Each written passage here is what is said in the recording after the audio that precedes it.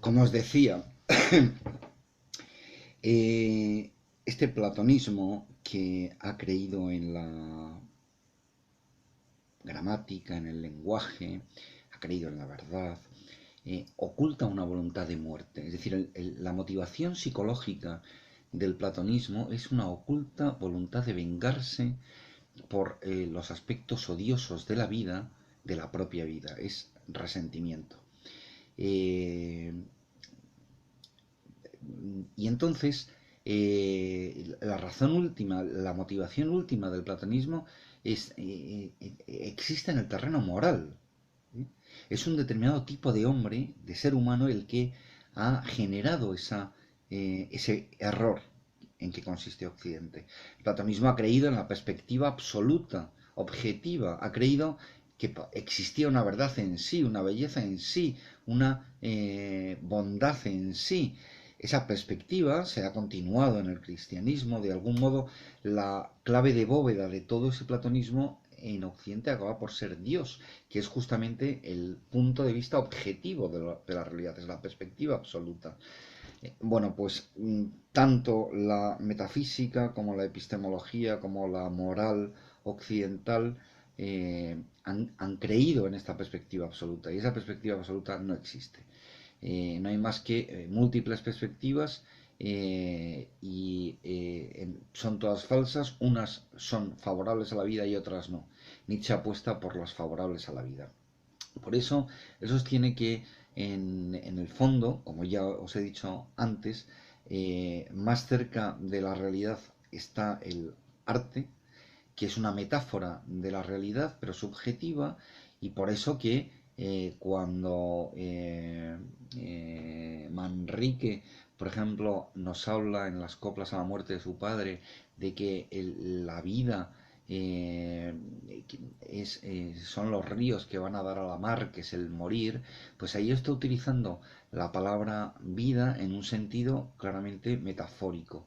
Desde el punto de vista de la verdad convencional, decir que la vida es un río o son ríos es un error, es falso.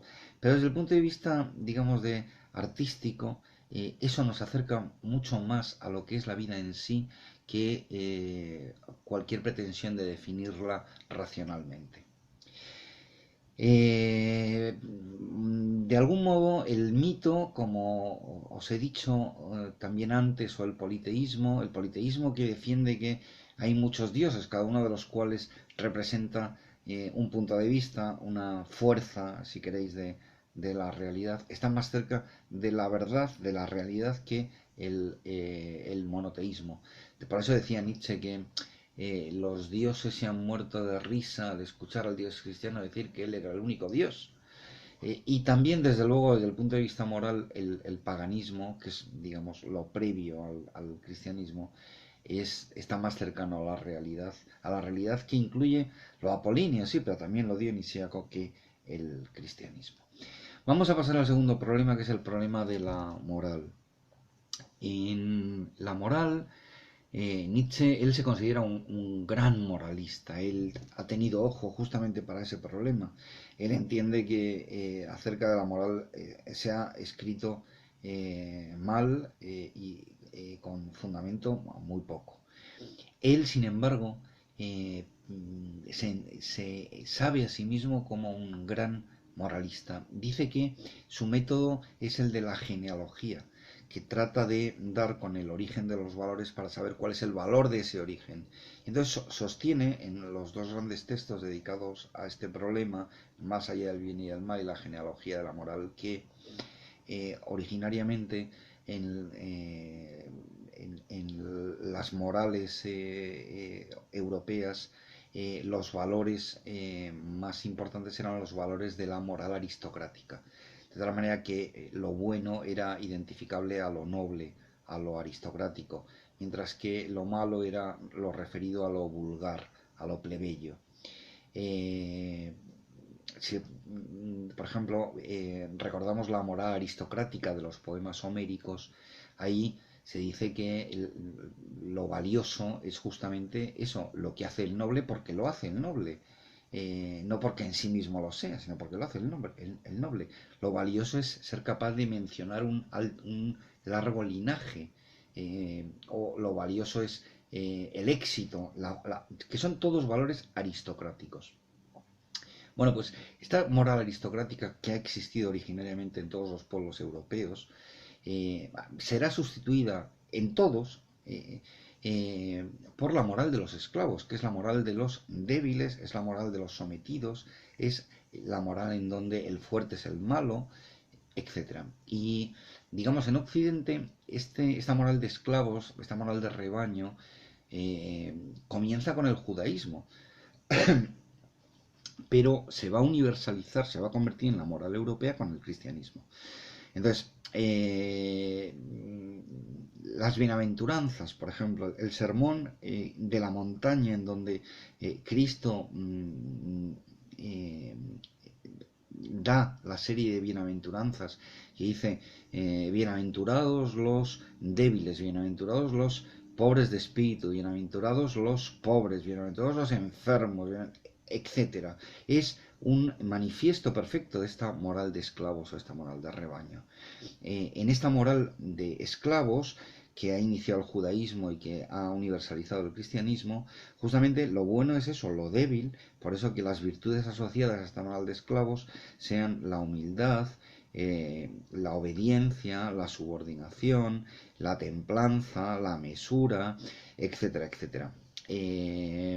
Dice Nietzsche que la metáfora del cristiano es algo así como la metáfora que representa al cristiano es la de un gusano al que cuando le pisas, en vez de morderte, se enrosca, se humilla más. El poner la otra mejilla tras una bofetada es un mandato del cristianismo, el amar al prójimo, incluso por encima de uno mismo. Esto, acordad de San Agustín, amar a Dios por encima de uno hasta el punto de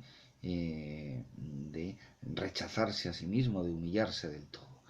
Bueno, pues esta moral de esclavos es la que se convierte en la moral europea. Y frente a esto ha existido la moral aristocrática que tiene unos valores completamente diferentes. Lo que es bueno o es malo lo es porque yo lo digo, lo que vale es el orgullo, lo que vale es mi propia persona, de la que tengo absoluta... a la que tengo absoluto respaldo, por ejemplo, frente al remordimiento de conciencia, que es muy propio de la moral de esclavos y que Nietzsche sostiene que es dejar en la estacada las acciones de uno. Eso es inmoral desde el punto de vista de la moral aristocrática. El noble no se arrepiente, del mismo modo que el noble, el aristócrata, no se llena de resentimiento, porque cuando tiene un enfado o un enojo, inmediatamente responde. No se va, no se lo guarda, no se guarda la respuesta, de manera que ésta le acaba por envenenar como resentimiento, que es lo propio de el hombre inferior, del hombre vulgar, del esclavo o del rebaño. Bueno, pues Nietzsche lo que propone es justamente una nueva transvaloración de los valores, es decir, volver de algún modo a la moral aristocrática. Y el superhombre, que es la figura ansiada por Nietzsche, es el nuevo aristócrata, el que representa ese nuevo aristocratismo en la moral, es recuperar el viejo aristocratismo, pero recuperarlo ahora, por eso o en el futuro, por eso estoy diciendo ese nuevo aristócrata, pues es el que se va a sentir más allá del bien y del mal. Él es la fuente del bien y la fuente del mal, va a entender la vida como un experimento, no hay prohibiciones previas, hay una autonomía, no en el sentido kantiano de que hay una razón que es la misma, es mía y es la misma en todos, y entonces yo la sigo y soy autónomo y así, subordino todas las afecciones patológicas de la voluntad a esa razón. No en el sentido de esa autonomía, sino en el sentido de la autonomía de mi cuerpo, de mi ser, de mis instintos. El volver esa es la que quiere Nietzsche.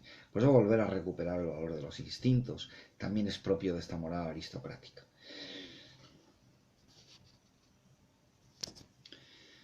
Vamos a pasar ahora al problema de Dios. Dice Nietzsche que Dios ha muerto. Nosotros lo hemos matado, esta es una de sus frases más célebres. Esto ocurre en la Ilustración. Lo que muere en la Ilustración propiamente es la creencia en el Dios cristiano, no el Dios cristiano, porque el Dios cristiano no ha existido nunca. Es decir, no se trata de una descripción ontológica, sino de la descripción de lo que ha ocurrido con una creencia. Dios que era la clave de bóveda de todo el platonismo, es decir, esa mente que podía sostener la verdad en sí, el bien en sí, lo bello en sí, eso no existe. Y en el sentido de que hemos dejado de creer en ello, no puede ser. Y entonces, significa entonces que la perspectiva absoluta deja de tener validez. Eh, con lo que tenemos entonces que tanto la metafísica como la epistemología como la moral tradicional deja de tener sustento, ya no está asegurada por la existencia de un Dios. Si pensáis en el decurso de la historia de la filosofía, encontramos desde Platón con el mundo de las ideas, Aristóteles que habla del acto puro y el cristianismo que mete esas ideas en la mente de Dios. Ese Dios acaba por convertirse en una necesidad de la historia de la filosofía porque justamente se requería de una supersubjetividad capaz de sujetar ese mundo absoluto, esa perspectiva objetiva. Bueno, pues eso es lo que desaparece y por lo tanto se nos cae en la moral, en la epistemología, en la metafísica, el fundamento.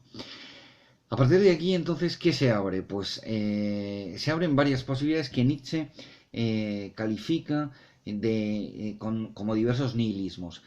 El Occidente, el platonismo ha sido ya nihilista, como un nihilismo negativo, porque ha estado queriendo la nada. Eso que quería no existía, con lo cual ha estado queriendo la nada. En segundo lugar, tenemos el nihilismo reactivo, que es, de algún modo, es el león que empieza a dar zarpazos a todo ese platonismo, pero que es puramente destructivo y no propone alternativas.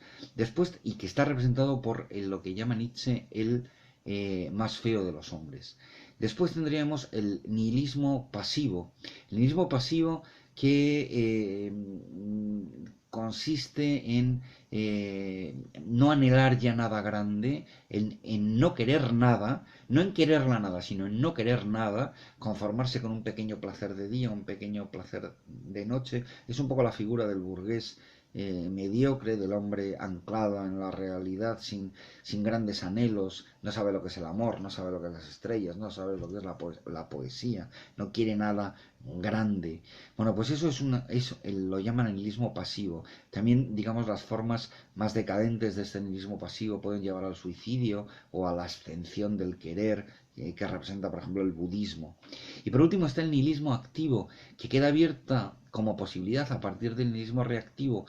Damos zarpazos de todo el platonismo y se nos abre la posibilidad entonces de ser fuentes, cada uno de nosotros, de nuevos valores. Entonces, esta la idea del nihilismo activo, la que de algún modo representa el hombre que quiere perecer, que sustituye al último de los hombres, y ese hombre que quiere perecer apunta al superhombre, ama la inmanencia, ama la finitud, quiere la vida hasta el punto de que ésta se repita una y otra vez tal y como ha sido. Para acabar con la cuestión de Dios, recordad entonces que Dios ha muerto, nosotros lo hemos matado, significa la muerte de la perspectiva absoluta. Y que la Ilustración, en el fondo, lo que ha hecho ha sido meramente atacar a la institución, a la Iglesia que mantenía esto. Pero ha sido incapaz, como secularización aún del cristianismo, de sustituir esa perspectiva absoluta por una moral abierta, por una moral del hombre libre, del superhombre, y se ha mantenido de algún modo dentro del pensamiento tradicional, como una secularización del cristianismo.